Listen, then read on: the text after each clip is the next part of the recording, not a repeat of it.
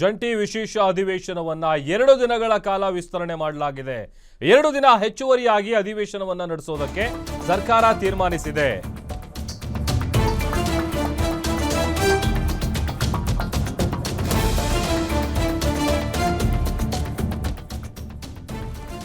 ಎರಡು ದಿನ ಹೆಚ್ಚುವರಿಯಾಗಿ ಅಧಿವೇಶನವನ್ನ ನಡೆಸೋದಕ್ಕೆ ತೀರ್ಮಾನ ಕೈಗೊಳ್ಳಲಾಗಿದೆ. ಅಧಿವೇಶನ ವಿಸ್ತರಣೆ ಮಾಡಿ ಬಿಎಸಿ ಸಭೆಯಲ್ಲಿ ನಿರ್ಧಾರ ಕೈಗೊಳ್ಳಲಾಗುತ್ತೆ.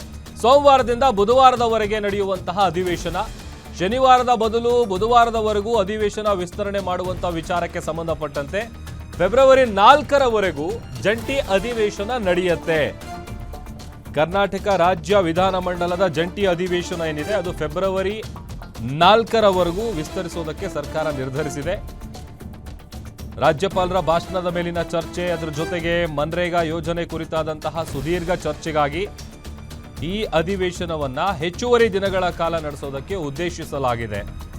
ಅಲ್ಲಿಗೆ ಶನಿವಾರದ ಬದಲಿಗೆ ಬುಧವಾರದವರೆಗೂ ಅಧಿವೇಶನವನ್ನ ವಿಸ್ತರಣೆ ಮಾಡುವಂಥ ವಿಚಾರಕ್ಕೆ ಸಂಬಂಧಪಟ್ಟಂತೆ ಫೆಬ್ರವರಿ 4ರವರೆಗೂ ಜಂಟಿ ಅಧಿವೇಶನ ನಡೆಯುತ್ತೆ. ಅಂದರೆ 2 ದಿನ ಹೆಚ್ಚುವರಿಯಾಗಿ ಅಧಿವೇಶನ ನಡೆಸಬೇಕು ಅಂತ. ಕಾರಣ ಒಂದಷ್ಟು ವಿಚಾರಗಳ ಬಗ್ಗೆ ಚರ್ಚೆ ಮಾಡುವಂಥದ್ದಿದೆ, ಬಾಕಿ ಇದೆ.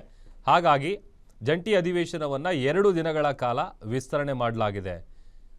ಶನಿವಾರದ ಬದಲು ಬುಧವಾರದವರೆಗೂ ಅಧಿವೇಶನವನ್ನು ನಡೆಸೋದಕ್ಕೆ ಸರ್ಕಾರ ತೀರ್ಮಾನಿಸಿದ್ದು, ಜಂಟಿ ಕಲಾಪ ಸಲಹಾ ಸಮಿತಿ ಅಂದರೆ ಬಿಎಸಿ ಸಭೆಯಲ್ಲಿ ಅಧಿಕೃತ ತೀರ್ಮಾನವನ್ನು ಕೈಗೊಳ್ಳಲಾಗುತ್ತೆ.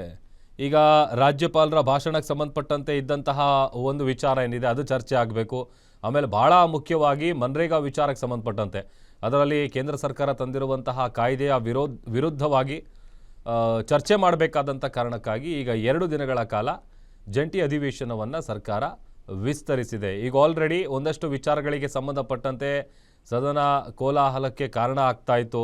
ನಾನಾ ವಿಚಾರಗಳಿಗೆ ಸಂಬಂಧಪಟ್ಟಂಥ ಚರ್ಚೆಗಳನ್ನು ಜಂಟಿ ಅಧಿವೇಶನದಲ್ಲಿ ನಡೆಸಲಾಗ್ತಾ ಇತ್ತು. ಈಗ 2 ದಿನಗಳ ಕಾಲ ಜಂಟಿ ಅಧಿವೇಶನವನ್ನು ವಿಸ್ತರಿಸಲಾಗಿದೆ. ಒಂದಷ್ಟು ಡೀಟೇಲ್ಸ್ ಕೊಡ್ತಾರೆ ನಮ್ಮ ಪೊಲಿಟಿಕಲ್ ರಿಪೋರ್ಟರ್ ದುರ್ಗೇಶ್. ಈಗ ಫೆಬ್ರವರಿ 4ರವರೆಗೂ ಜಂಟಿ ಅಧಿವೇಶನವನ್ನ ವಿಸ್ತರಣೆ ಮಾಡಲಾಗಿದೆ ಅಂತ ಹೇಳಿ ಗೊತ್ತಾಗ್ತಾ ಇದೆ. ಡೀಟೇಲ್ಸ್ ಕೊಡ್ತಾ ಹೋಗೋದಾದ್ರೆ ಖಂಡಿತ ಎಸ್ ಪ್ರಭು,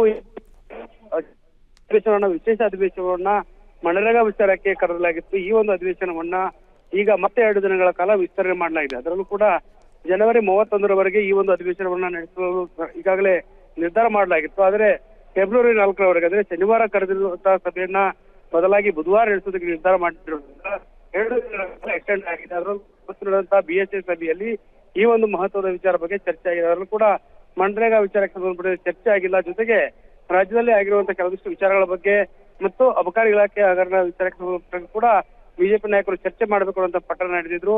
ಜೊತೆಗೆ ಈಗ ಏನು ಮನ್ರೇಗಾ ವಿಚಾರಕ್ಕೆ ಆಡಳಿತ ಪಕ್ಷ ವಿಪಕ್ಷಗಳು ಕೂಡ ಚರ್ಚೆ ಮಾಡಬೇಕಾದಂತಹ ಪರಿಸ್ಥಿತಿ ಇರೋದ್ರಿಂದ ಈ ಸಮಯ ಸಾಲೋದಿಲ್ಲ ಅನ್ನೋ ನಿಟ್ಟಿನಲ್ಲಿ ಇವತ್ತು ಆಡಳಿತ ಪಕ್ಷ ಮತ್ತು ವಿಪಕ್ಷ ಸೇರಿದಂತೆ ಏನು ಸ್ಪೀಕರ್ ಅವರು ಕೂಡ ಬಿಎಸ್ಸಿ ಸಭೆಯಲ್ಲಿ ಭಾಗಿಯಾಗಿದ್ರು. ಈ ಒಂದು ಬಿಎಸ್ಸಿ ಸಭೆಯಲ್ಲಿ 2 ದಿನಗಳ ಕಾಲ ಸಭೆಯನ್ನ ವಿಸ್ತರಣೆ ಮಾಡೋದ್ರ ಜೊತೆಗೆ ಶನಿವಾರ ಕರೆದಿದ್ದಂತಹ ಸಭೆಯನ್ನ ಬದಲಾವಣೆ ಮಾಡಿ ಬುಧವಾರಕ್ಕೆ ಅದನ್ನ ಮುಂದೂಡಿಕೆ ಮಾಡಿ ಫೆಬ್ರವರಿ 4ರವರೆಗೆ ಒಂದು ವಿಶೇಷ ಅಧಿವೇಶನ ಮುಂದುವರಿಸುವುದಾಗಿ ತೀರ್ಮಾನವನ್ನ ಮಾಡಿರುವುದು. ಇದೇ ವಿಚಾರವನ್ನ ಸದನದಲ್ಲೂ ಕೂಡ ಆರಂಭ ಆಗ್ತಿದ್ದಂತೆ ಸದನಕ್ಕೆ ಸ್ಪೀಕರ್ ಅವರು ಮಾಹಿತಿಯನ್ನ ಕೊಟ್ಟಿದ್ದಾರೆ. ಇದಕ್ಕೆಲ್ಲರೂ ಕೂಡ ಒಪ್ಪಿರುವಂತದ್ದು.